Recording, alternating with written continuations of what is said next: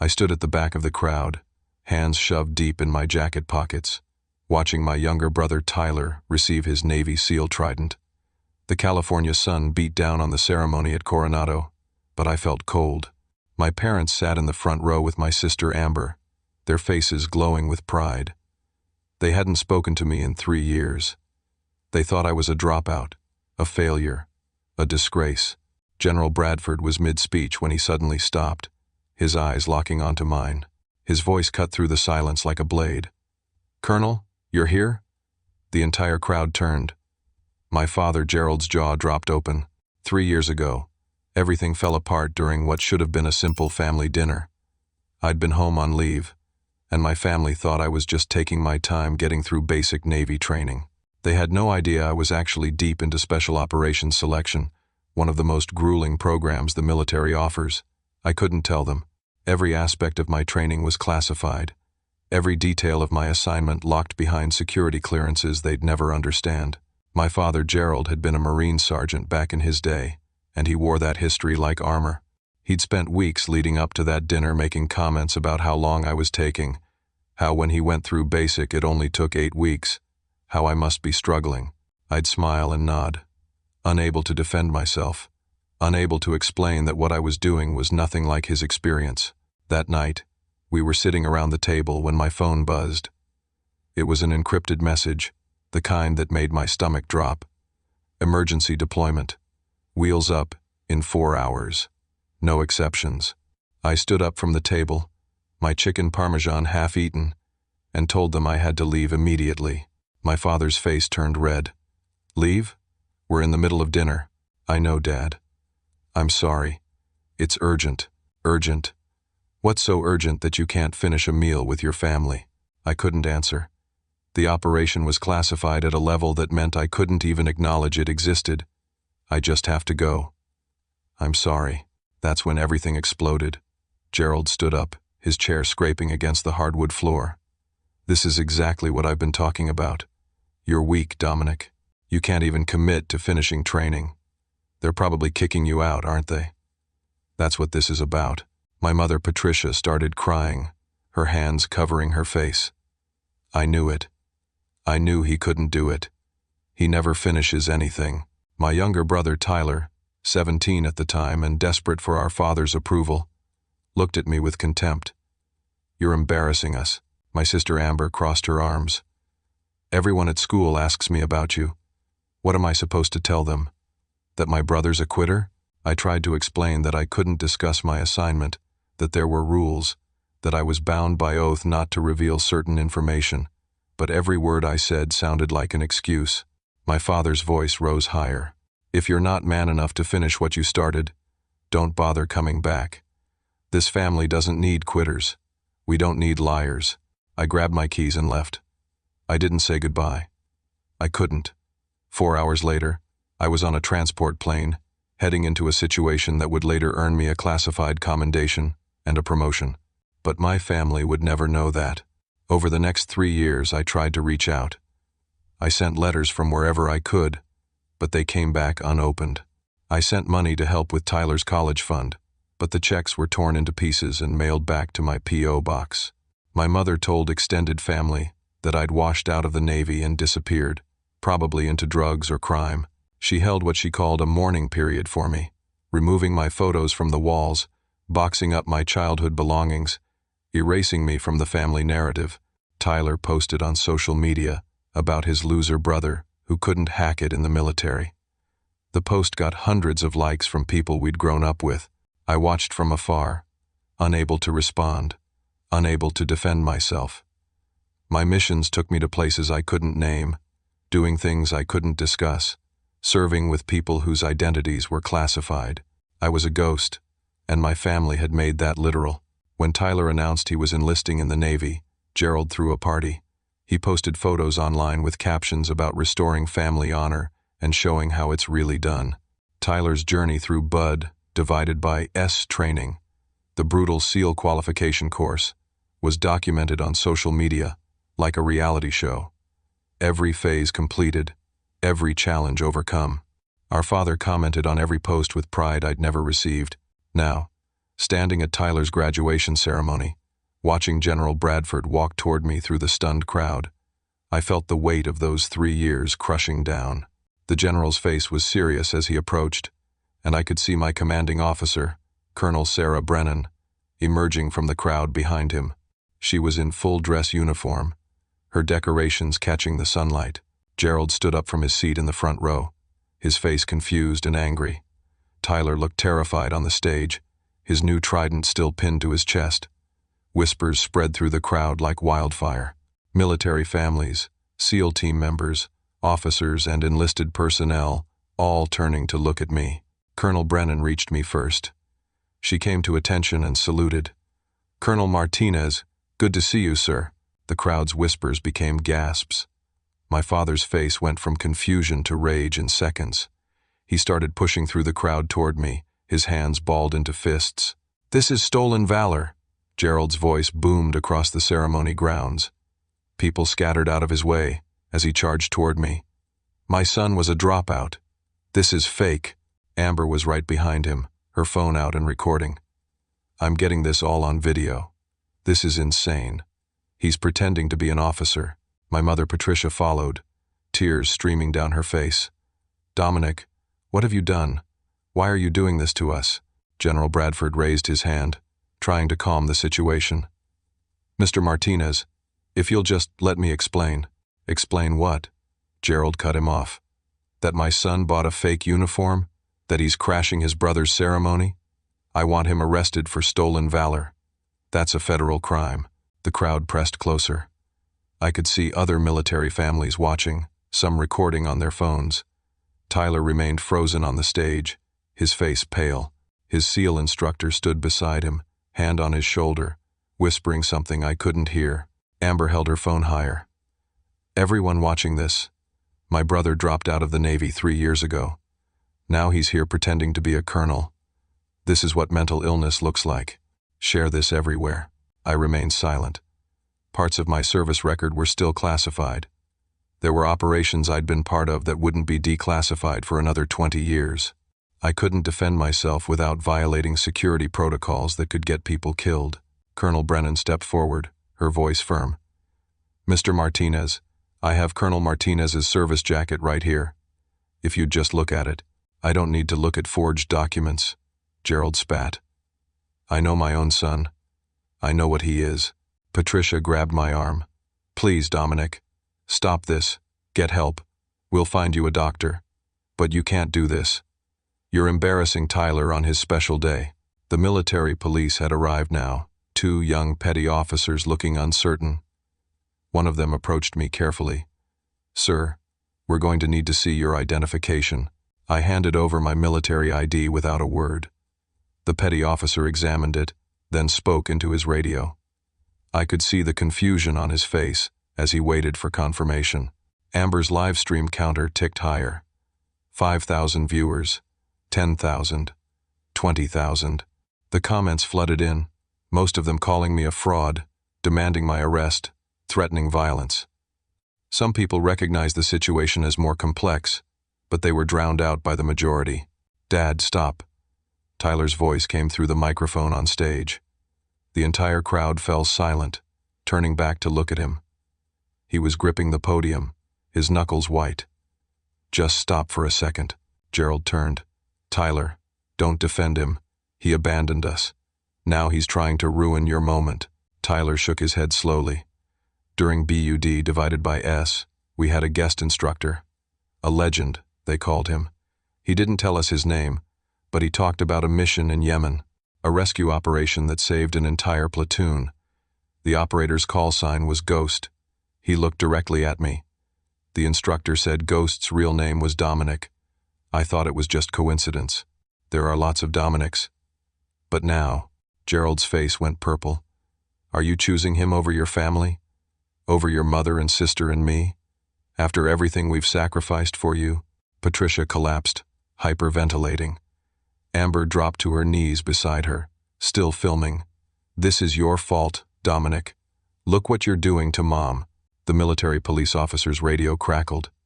He listened, his expression changing. He looked at me with new uncertainty. "Sir, There's a problem.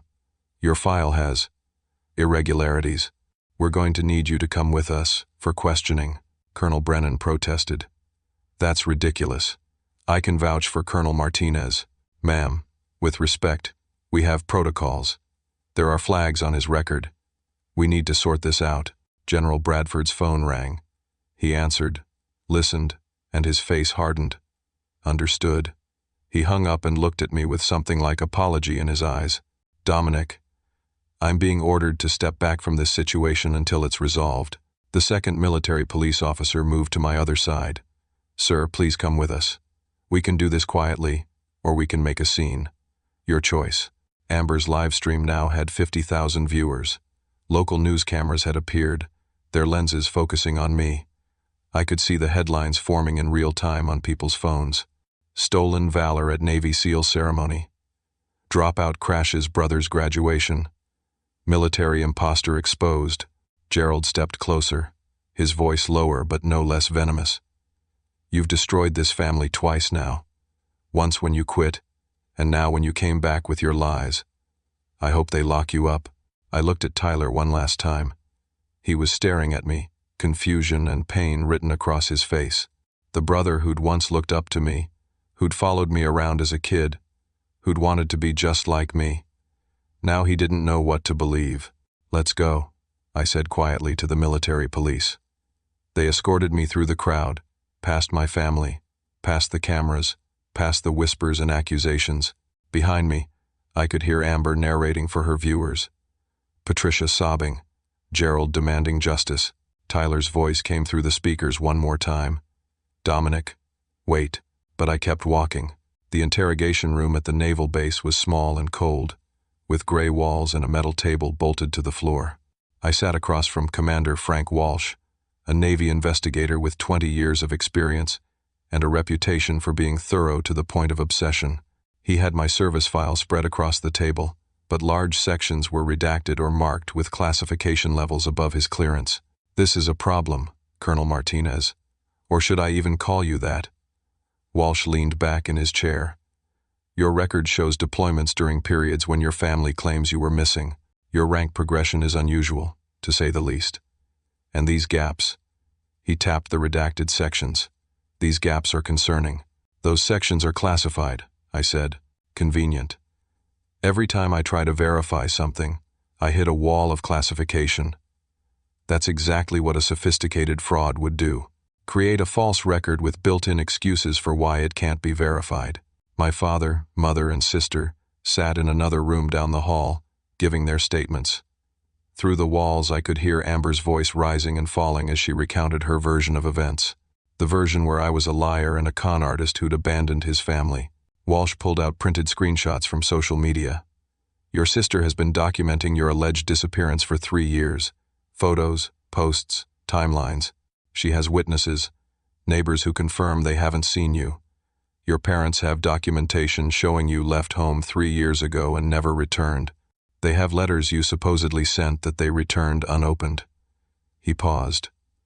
But here's what's interesting. Your military pay records show regular deposits, large deposits, combat pay, hazard pay, special duty pay. That's a lot of money for someone who supposedly dropped out of basic training. That's my salary, or it's payment for something else. Mercenary work, maybe. Private security.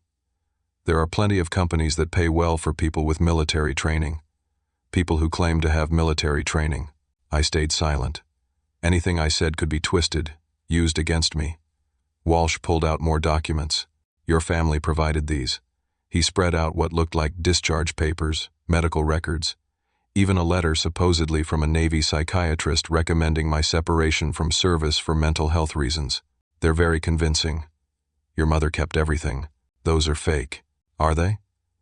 Because right now, I have a family with consistent stories, documented evidence, and 3 years of posts and photos backing them up. And I have you with a file full of redactions and classifications that I can't verify. Walsh leaned forward. Help me understand, Colonel. Why would your family lie? What do they gain from this? Before I could answer, there was a knock at the door.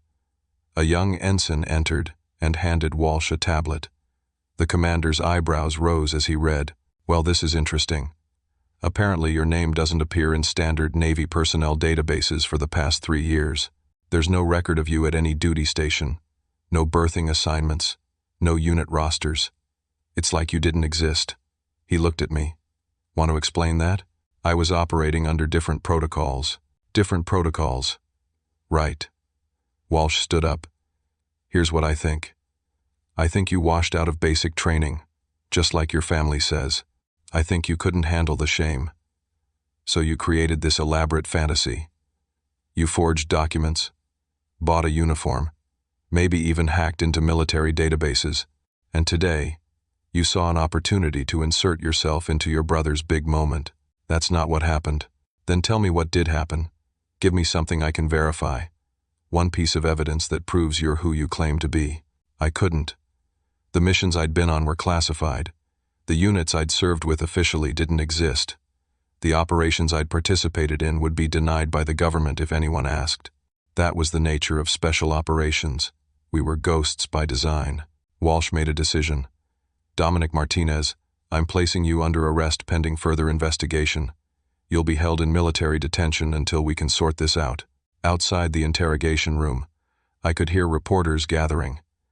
Amber's video had gone viral, with over 3 million views now. News outlets were picking up the story.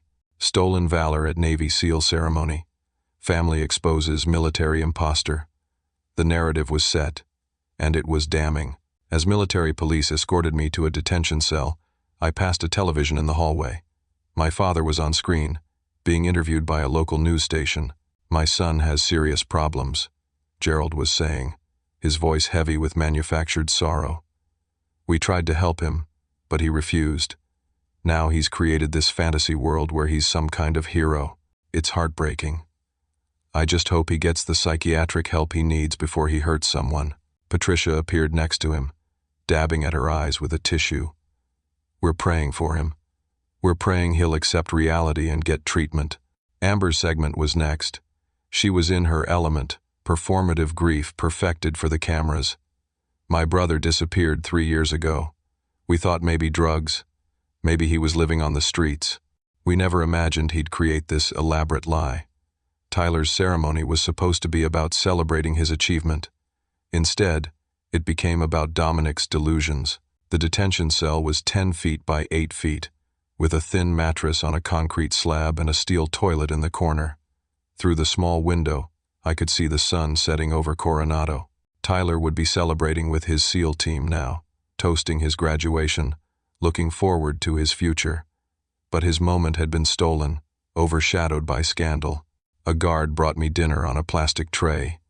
Meatloaf, instant mashed potatoes, green beans from a can. I ate mechanically, tasting nothing. That night, I lay on the thin mattress and thought about Yemen. The mission Tyler's instructor had mentioned. We'd gotten intelligence about an ambush waiting for a Marine platoon. The Marines didn't know they were walking into a kill zone.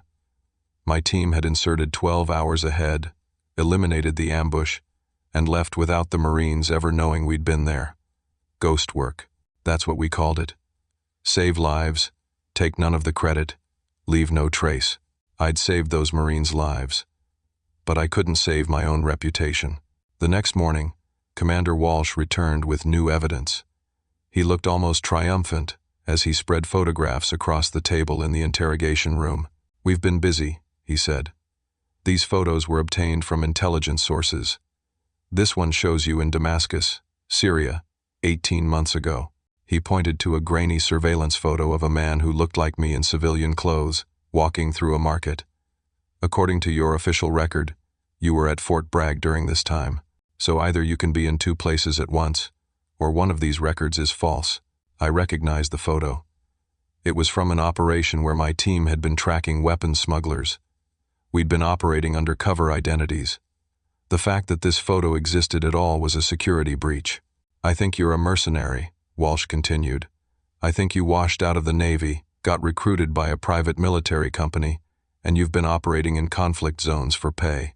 That would explain the money, the travel, the secrecy. It would also explain why you're not in official Navy databases. You're not Navy. You're a contractor pretending to be Navy.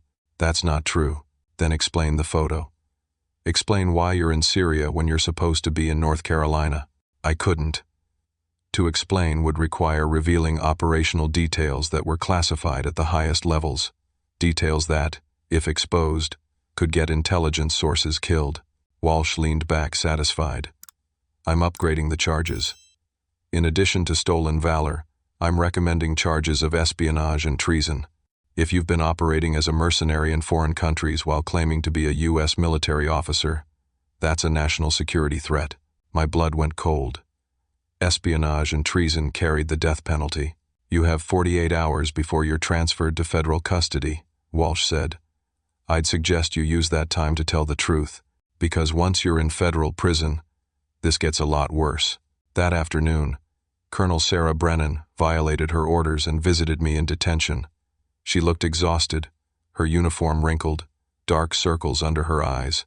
They told me to stay away from you, she said, sitting across from me in the visitation room. I'm risking my career being here. Then why are you here? Because something's wrong. I've been trying to get portions of your file declassified to help your case. Every request is denied or lost.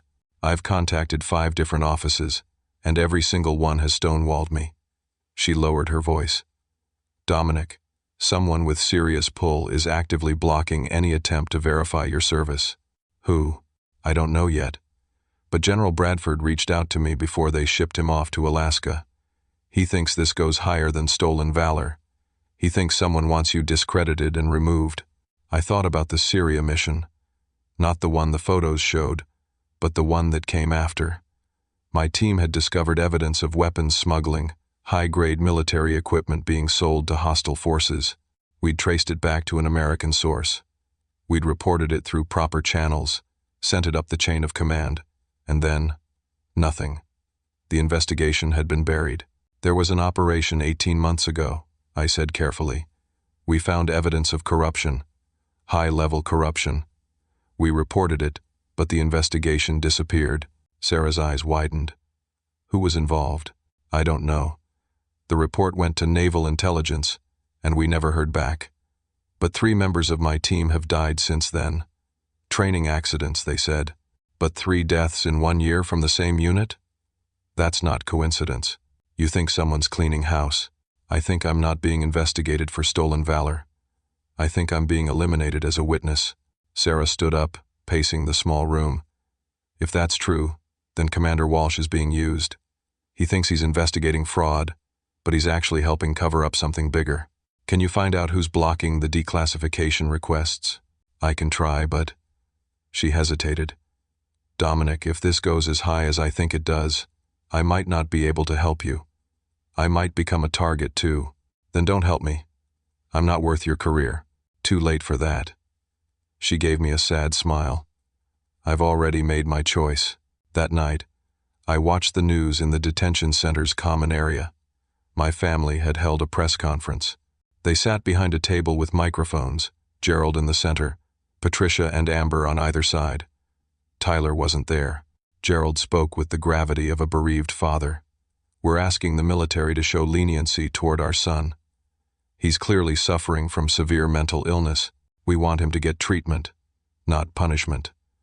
We've hired a lawyer to help negotiate a psychiatric evaluation rather than criminal charges. A reporter asked about Tyler. Where is your younger son? How is he handling this? Patricia answered, her voice trembling. Tyler is devastated. He feels responsible, like he should have seen the signs. We've told him, this isn't his fault. Dominic's problem started long before Tyler's ceremony, Amber added. I've created a GoFundMe to help with legal costs and to support mental health awareness. My brother's story shows how important it is to recognize the signs of delusion and get help early. The fundraiser had already collected $40,000. After the press conference, my father gave an exclusive interview to a national network. He sat in the family living room, my childhood photos visible on the walls behind him. Photos I knew had been put back up just for the interview. Dominic was always troubled, Gerald said, rewriting history with every word. As a child, he struggled with the truth. He'd tell elaborate stories, create entire fictional worlds. We thought it was just imagination. We didn't realize it was the beginning of something more serious. None of that was true. I'd been a normal kid, maybe a little quiet, maybe more into books than sports, but nothing that suggested mental illness. The interviewer asked about the night I left 3 years ago. Gerald's version bore no resemblance to reality. He became violent, Gerald claimed. He threw things, broke furniture. We were scared for our safety. That's why we cut contact. We couldn't enable his behavior anymore. It was the hardest decision we ever made. I'd never thrown anything. I'd never raised my voice. I'd simply left when called to duty. Back in my cell, I realized the full scope of what was happening. Someone was destroying my credibility systematically. My service record was being questioned. My family was painting me as mentally ill and violent. Evidence was being manipulated to suggest I was a mercenary or spy. Public opinion had turned completely against me, and in 48 hours, I'd be transferred to federal custody, where I'd be even more vulnerable. That's when Colonel Brennan was arrested. I heard about it from a guard who seemed sympathetic. That colonel who visited you yesterday? They arrested her this morning, charged her with aiding a fugitive and obstruction of justice. They're saying she knew you were a fraud and helped you anyway. My stomach dropped. Sarah had sacrificed her career trying to help me, and now she was paying the price. Anyone who tried to support me became a target. I was alone. The next day, Commander Walsh visited with new orders. Your transfer has been moved up. You'll be leaving in 12 hours instead of 48. Someone wants you in federal custody quickly. Who? Above my pay grade. But I did some digging into those team members you mentioned. The ones who died in training accidents? He pulled out files. Lieutenant Marcus Chen, killed in a parachute malfunction. Staff Sergeant David Blake, died in a diving accident. Captain Jennifer Wright, vehicle accident during a training exercise. You're right that 3 deaths from one unit is unusual, but the investigations were all closed. No foul play found, because someone made sure of that. Walsh studied me for a long moment. I'm a career investigator, Martinez. I've seen a lot of frauds and liars. I'm good at spotting them. He tapped the files. You don't feel like a liar. You feel like someone who knows something that scares powerful people. Are you saying you believe me? I'm saying I have questions. But questions don't matter if I can't get answers. And everyone who might have answers is either dead, reassigned, or arrested. He stood up. For what it's worth, I hope you're telling the truth. Because if you are, you're in serious danger. After Walsh left, I made a decision. I couldn't wait for the system to work. If I was transferred to federal prison, I'd never get out alive. Someone would arrange an accident, just like they had for my team members. I had to escape. The detention center had decent security, but it wasn't designed to hold special operations personnel. The guards were Navy, trained for basic security duties, not for containing someone with my skill set. I'd noticed the weaknesses during my first day. The electronic locks had a 3-second delay during shift changes. The camera coverage had blind spots in the corners. The guard rotations followed a predictable pattern. At 2 in the morning, during the shift change, I exploited a vulnerability in the cell door's electronic lock.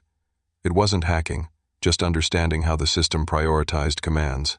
When 2 guards swiped their cards simultaneously at different doors, the system had to process them in sequence. That created a window. I slipped out during that window. The hallway was empty. I moved quickly but silently, staying in the camera blind spots, timing my movements to the guard rotations. I made it to an exterior door used for supply deliveries. The lock was mechanical, old school, probably original to the building. It took me 40 seconds to pick it. Then I was outside. In the cool California night, alarms sounded within minutes. I'd known they would. I had maybe a 5-minute head start.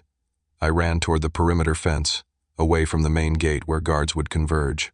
The fence was 12 feet high, topped with razor wire, but there was a section near the motor pool where trucks had worn down the ground, creating a slight depression.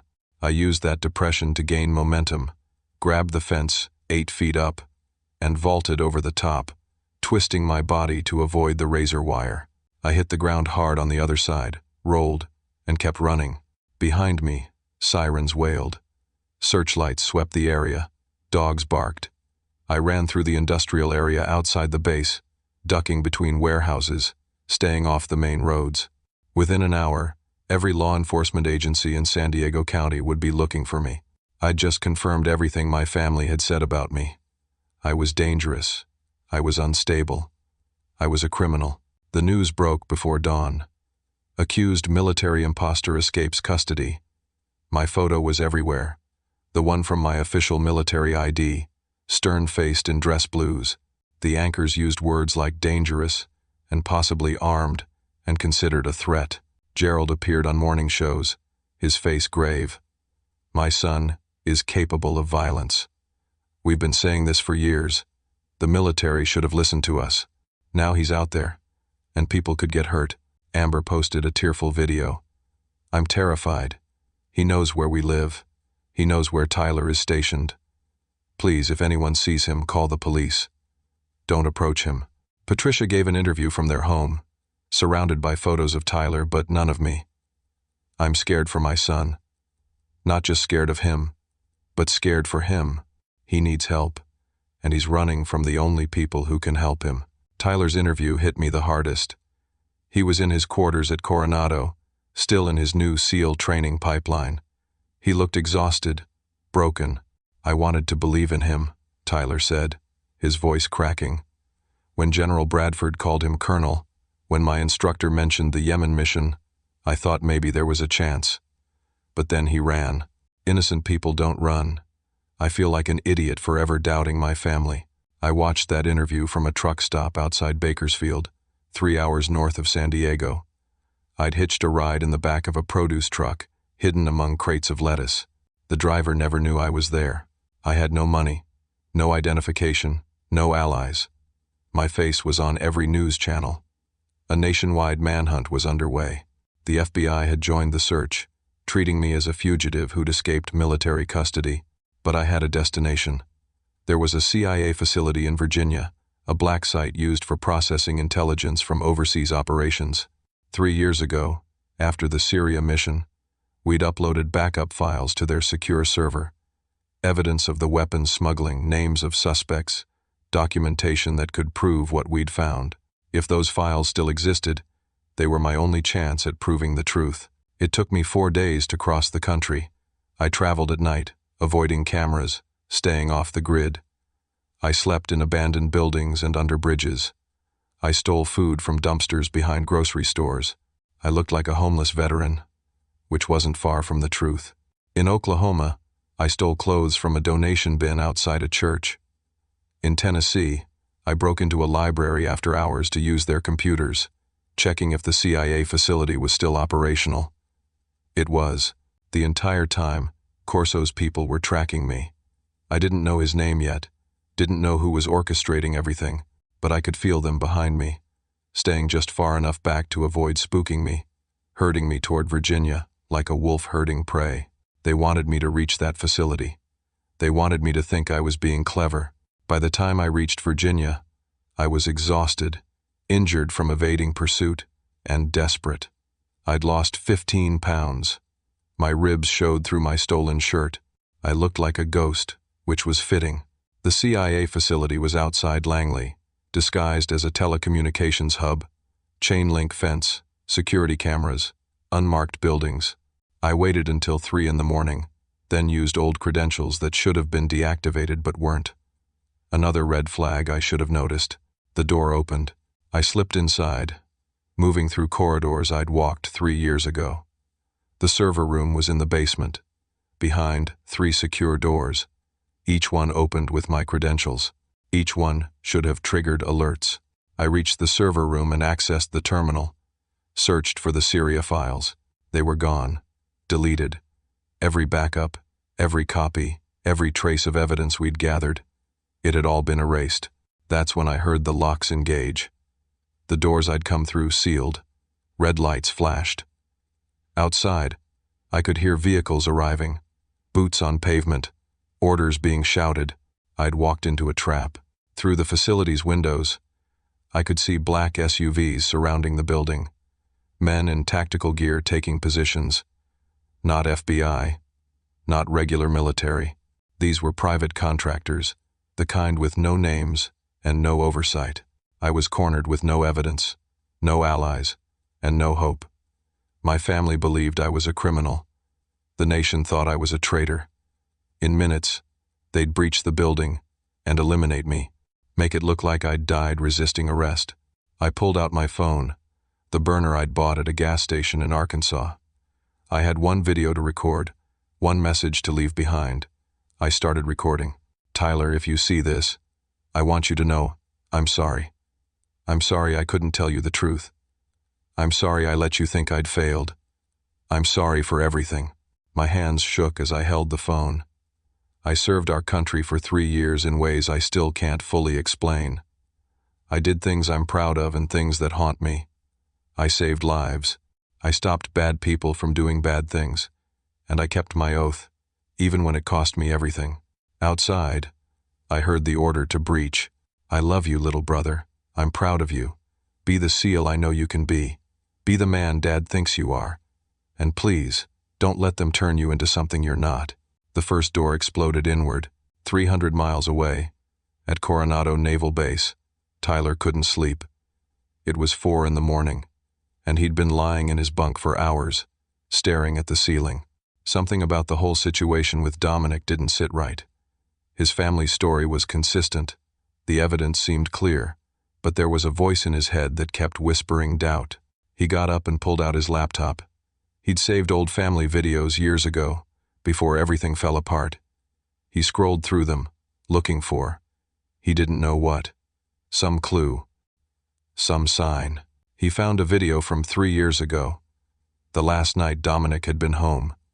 Their mother had recorded dinner, one of those casual family moments she liked to capture. Tyler watched the footage, seeing his younger self, his father, his sister, Dominic, sitting quietly at the table. Then Dominic's phone lit up on the table. The camera had caught it for just a second, the screen visible in the background of the shot. Tyler paused the video, enhanced the image on his laptop. It was a message. Encrypted format. Official military header. And in the corner, barely visible, a signature block. Admiral R. Corso, Naval Intelligence.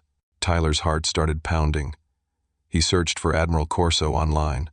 The man was a decorated officer with an impressive service record. He was currently assigned to Naval Intelligence Operations, overseeing Special Operations Coordination. Tyler dug deeper, using search skills he'd learned during SEAL training. He found obituaries. 3 service members from the same Special Operations unit, all dead within the past year.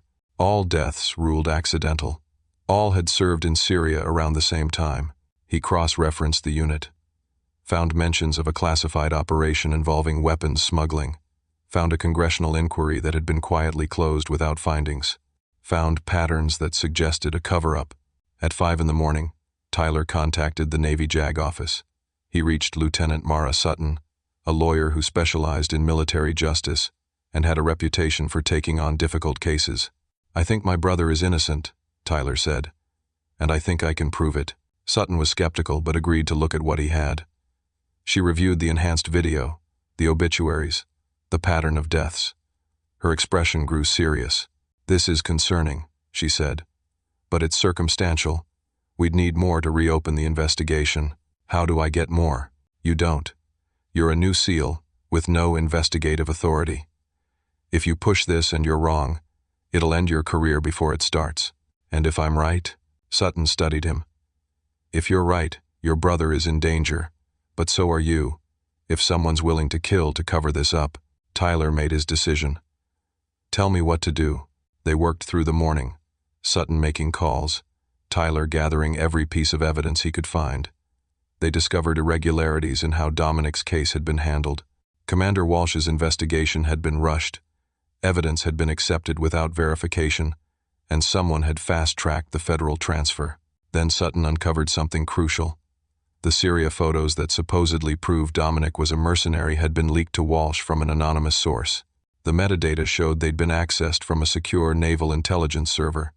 Only someone with high-level clearance could have accessed them. Someone inside naval intelligence wanted those photos in Walsh's hands, Sutton said. Someone who knew they'd be damaging.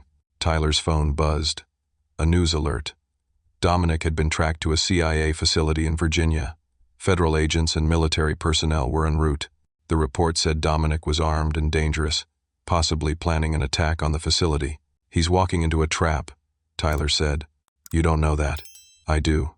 I feel it." Tyler stood up. "I have to go to him." "Tyler, don't. If you leave base without permission, you'll be AWOL. Your career." "I don't care about my career. He's my brother." Sutton grabbed his arm. "Then let me come with you. If we're going to do this, we do it right." They took Sutton's car, a civilian vehicle that wouldn't draw attention. Tyler called his commanding officer from the road, explaining the situation. The officer threatened him with court-martial, told him to turn around immediately. Tyler hung up and kept driving. His parents found out within an hour. They held an emergency press conference outside their home. Gerald's face was red with fury. Tyler has been manipulated by his brother. Dominic has gotten into his head, turned him against his own family. This is exactly the kind of psychological manipulation we warned everyone about. Patricia sobbed into the cameras. "I've lost both my sons. First to Dominic's lies, now to his influence over Tyler. Please, someone stop this before both my boys are killed." Amber posted frantically on social media. "Tyler has gone crazy. He's thrown away everything for Dominic's lies. I've officially lost both brothers to this insanity.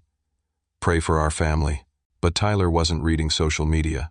He was pushing 90 miles an hour across Interstate 40, heading east with Lieutenant Sutton beside him and evidence that might save his brother's life.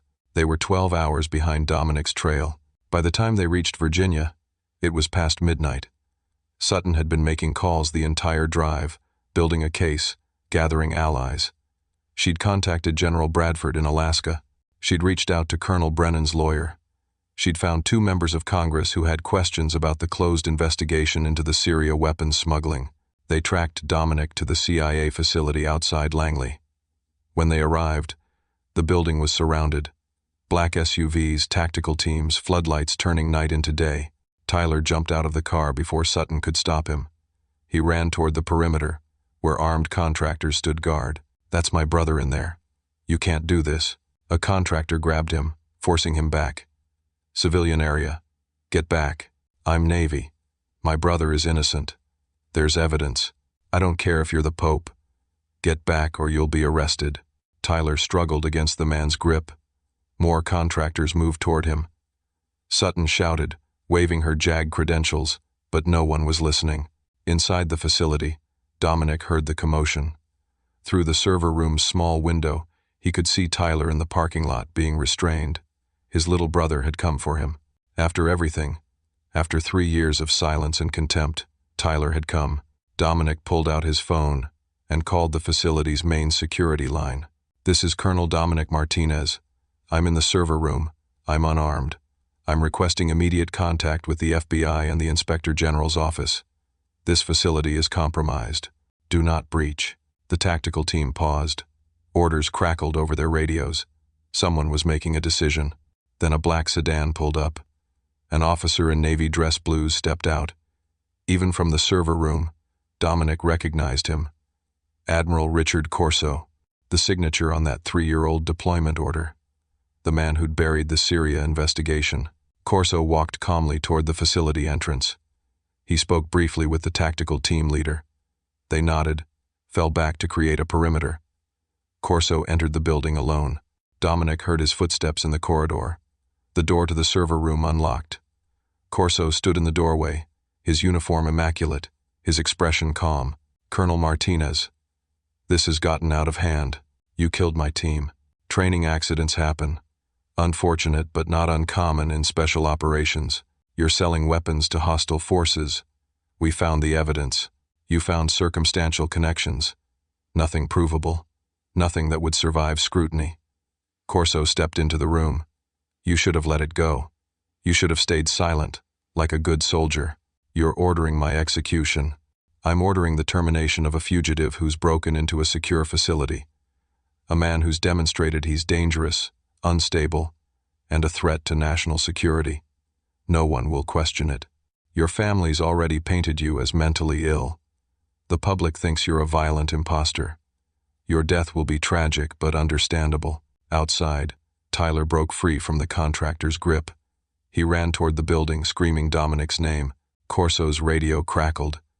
"Sir, we have a civilian breaching the perimeter." "The subject's brother." Corso smiled. "Perfect. 2 birds, 1 stone. Stage it as a confrontation between brothers. Mental illness runs in families. Make it look like a murder-suicide. The younger brother, discovering the truth about his fraud of a sibling, confronts him. They struggle. Both die. Tragic conclusion to a sad story. He spoke into his radio. Take them both. Make it look organic." The tactical team acknowledged. Corso looked at Dominic. "You were a good soldier once. You could have had a long career, but you couldn't leave well enough alone." Then, through the facility's external speakers, a voice boomed. "Stand down. All personnel stand down immediately." General Bradford's voice. Corso's expression flickered, confusion replacing confidence. "This is General William Bradford, U.S. Navy. I am issuing a direct order. All personnel stand down. Drop your weapons and step away from the facility. This is now a Naval Criminal Investigative Service operation." Headlights flooded the parking lot. Military vehicles surrounded the building. Actual military, not contractors. NCIS agents in tactical gear poured out, weapons drawn. Colonel Sarah Brennan emerged from one of the vehicles, no longer in custody. Behind her, a dozen special operations personnel, faces I recognized from my team. Soldiers who were supposed to be dead. Corso's face went pale. "That's impossible," Bradford's voice continued. "Admiral Richard Corso, you are under arrest for conspiracy, weapons trafficking, murder, and treason. The team you thought you'd eliminated faked their deaths to gather evidence against you. We've been building this case for 8 months. The tactical contractors, realizing they'd been working for the wrong side, dropped their weapons and raised their hands. NCIS agents moved in, securing them, securing Corso. Tyler burst through the door, finding me in the server room. He grabbed me in a hug so tight I couldn't breathe. "I'm sorry," he sobbed. "I'm so sorry I didn't believe you." I held my little brother, 3 years of pain and silence breaking apart. "You came. That's all that matters." The debrief took 3 days. NCIS investigators, congressional oversight committees, internal affairs from every branch of the military. The evidence against Corso was overwhelming. He'd been selling advanced weapon systems to foreign buyers for 5 years, using special operations missions as cover for his smuggling operations. When my team discovered his activities in Syria, he'd systematically tried to eliminate us. The 3 dead team members had actually entered witness protection, working with General Bradford and Colonel Brennan to build an airtight case.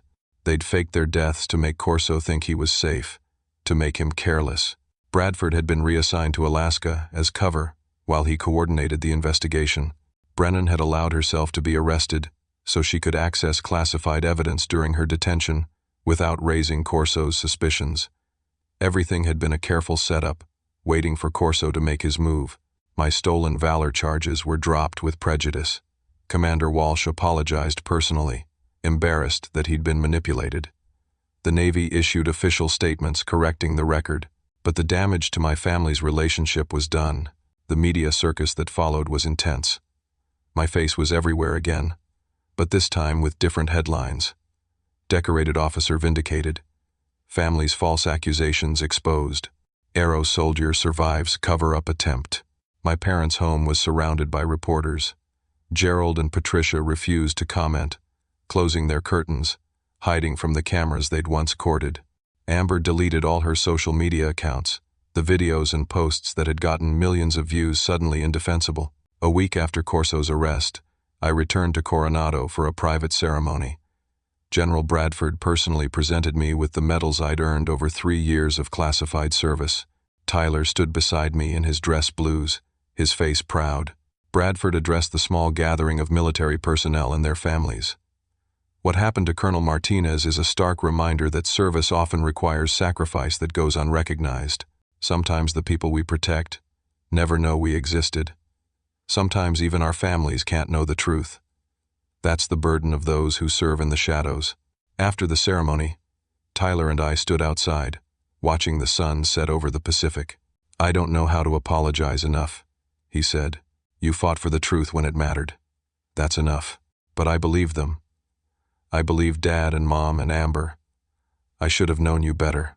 They believed what they wanted to believe, what was easier to believe, that I'd failed rather than that I was serving in ways they couldn't understand. My parents had requested a meeting. We met at a neutral location, a Navy chaplain's office. Gerald, Patricia, and Amber sat on one side of the room. Tyler and I sat on the other. The chaplain stood nearby, ready to intervene if needed. Gerald spoke first.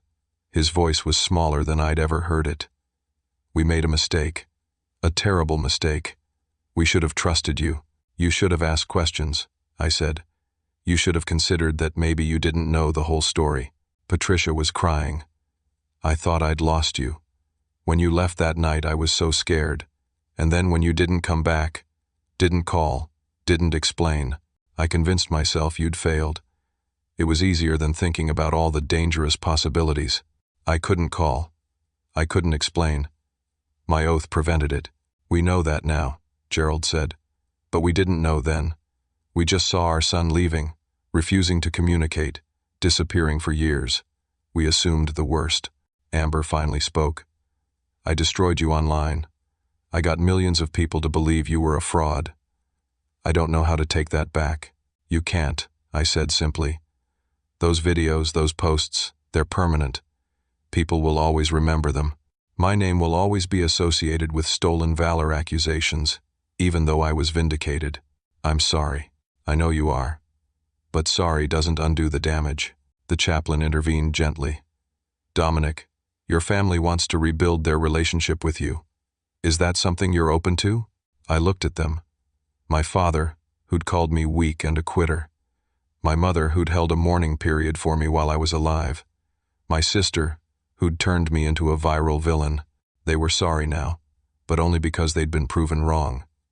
If Corso had succeeded, if I'd died in that facility, they would have gone to their graves believing I was a fraud. "I spent 3 years protecting people who didn't know I existed," I said slowly. "I can live with that. It was my choice, my calling. But you spent 3 years destroying me without asking a single question. You chose to believe the worst, chose to publicize your beliefs, chose to turn the world against me. And you did it easily. That's what hurts. How easily you believed I'd failed." Gerald's face hardened, his pride making it impossible to fully accept responsibility. "We did what we thought was right." "No, you did what was easy, what fit your narrative, what made you feel superior." I stood up. "I'm not ready to forgive. Maybe someday, but not today. Not this year. Maybe not ever."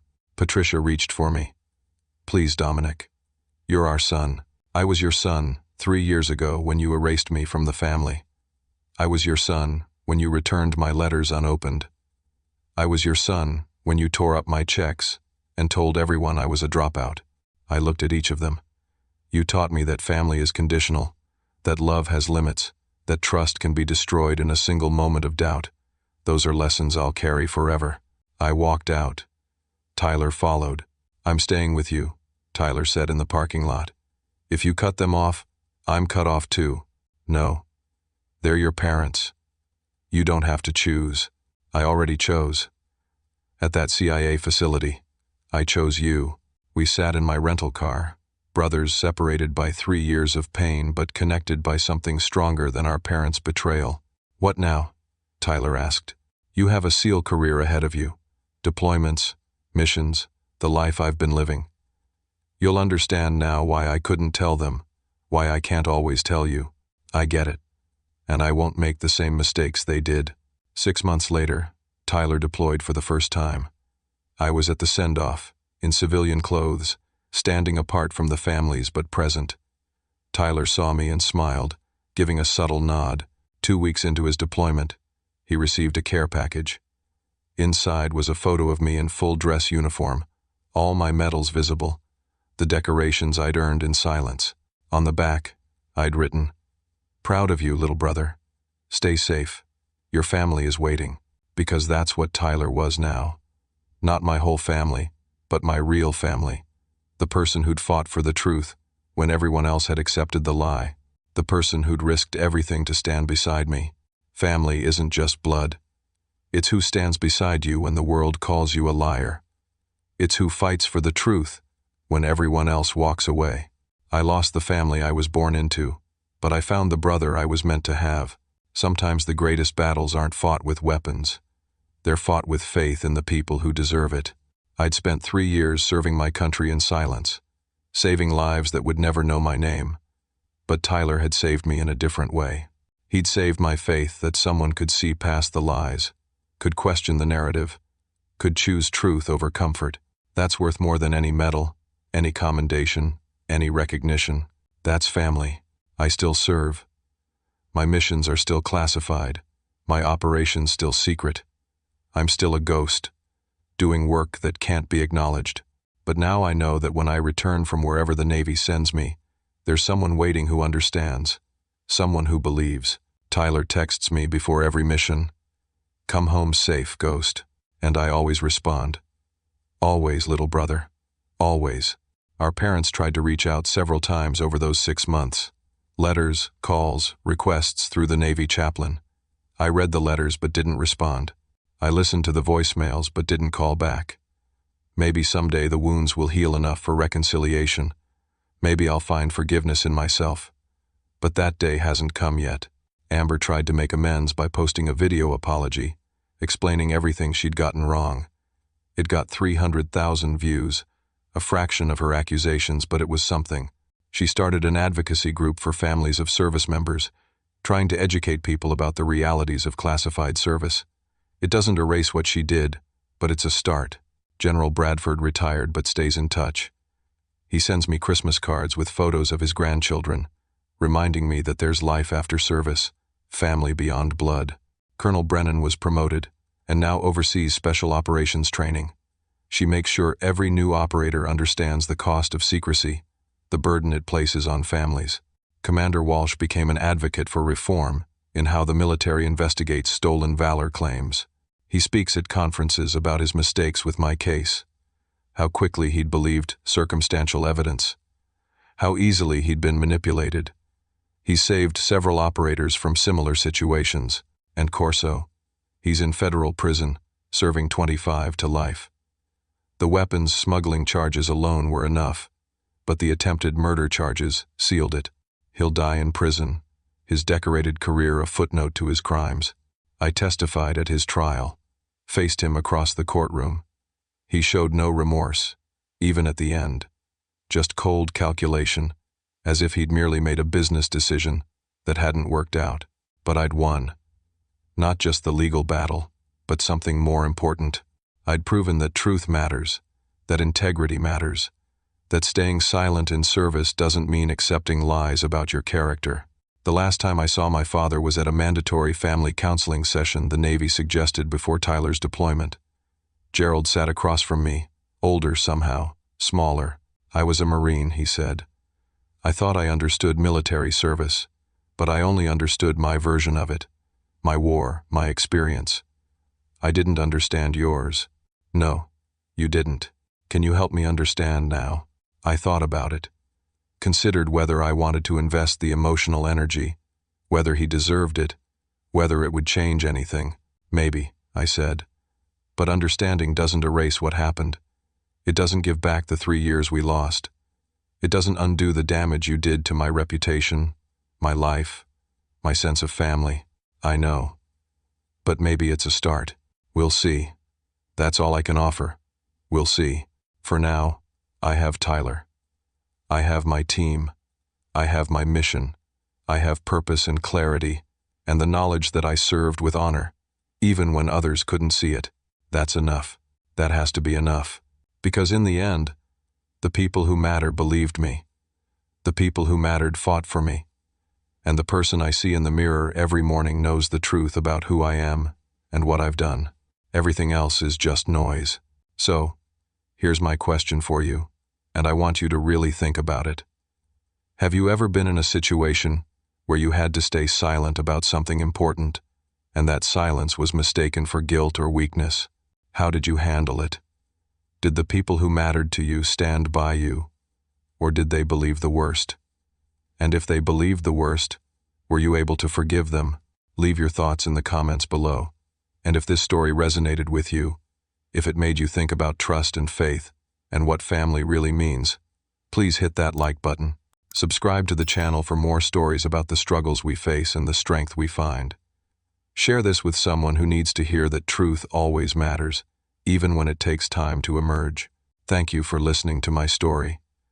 I know it wasn't easy to hear. These kinds of betrayals, these kinds of wounds, they cut deep, but I hope it reminded you that integrity matters, that standing up for the truth matters, and that real family is defined by actions, not just blood.